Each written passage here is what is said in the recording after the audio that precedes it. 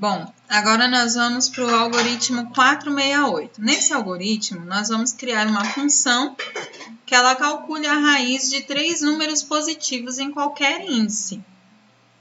Então, é para ele criar não só uma raiz quadrada, é para ele criar qualquer raiz cúbica, raiz quarta,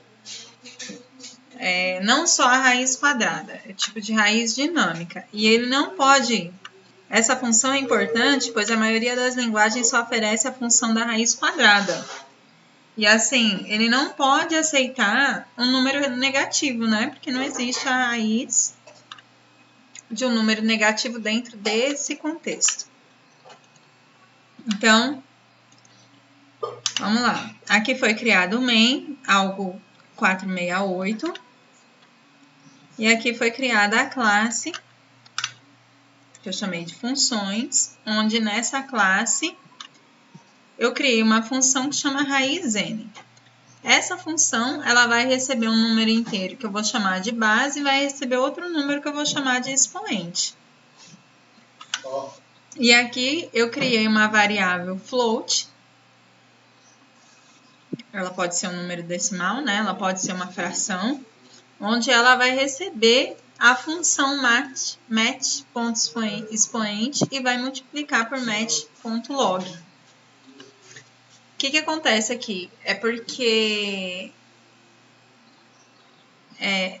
a operação, essa função, a função expoente, ela é a operação inversa da raiz quadrada. E aí é como é representada, né, nos algoritmos. Aí aqui, no main, então foi instanciada a classe, minha classe funções, onde eu criei as variáveis R e C e criei uma variável para resposta, que eu chamei de float res. Então, como no algoritmo ele está pedindo lá no exercício que são 3 números, né?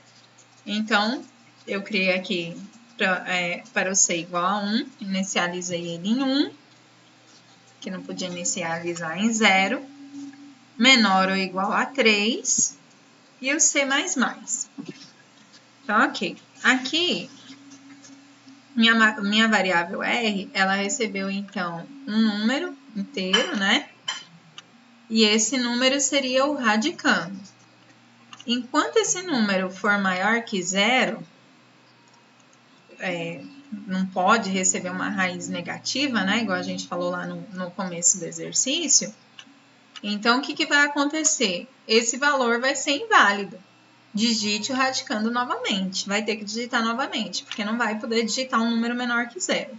Porque não existe raiz negativa não nesse contexto. Aí o usuário vai digitar outro número.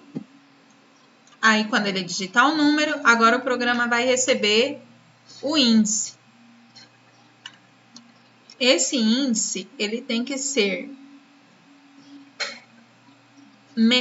ele tem que ser não, né? Enquanto o índice for menor ou igual a 1, aí não vai, de novo, o programa não vai aceitar, porque o menor índice de uma raiz é a raiz quadrada, que entende-se que é o 2 no índice. O menor índice é o 2, então ele não pode digitar um número menor ou igual a 1 para ser o índice.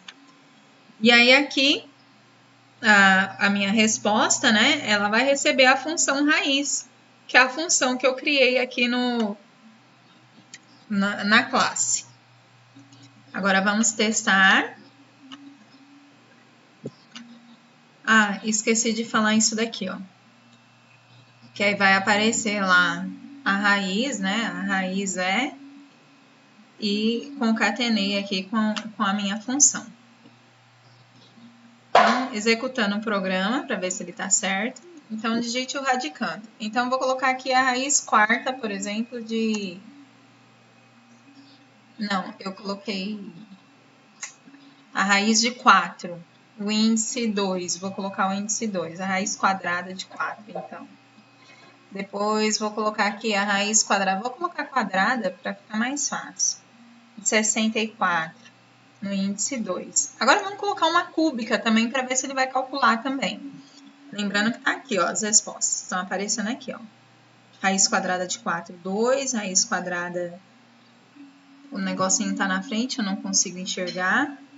Vamos colocar agora uma raiz cúbica. Vamos colocar uma raiz cúbica de 8 no índice 3, né? Porque a raiz é cúbica. Então, ele tem que dar 2 lá. Então, 2. Muito bem, certinho. Agora eu vou testar o programa novamente, só que eu vou colocar um número menor, tipo uma raiz de menos 64, por exemplo. Ó, aí ele aparece lá, inválido. Digite o radicando novamente, porque ele não existe raiz negativa. Então, vamos colocar a raiz de cúbica de 125, por exemplo. 125 no índice 3, que vai dar 5. E aí, tá certinho. É isso.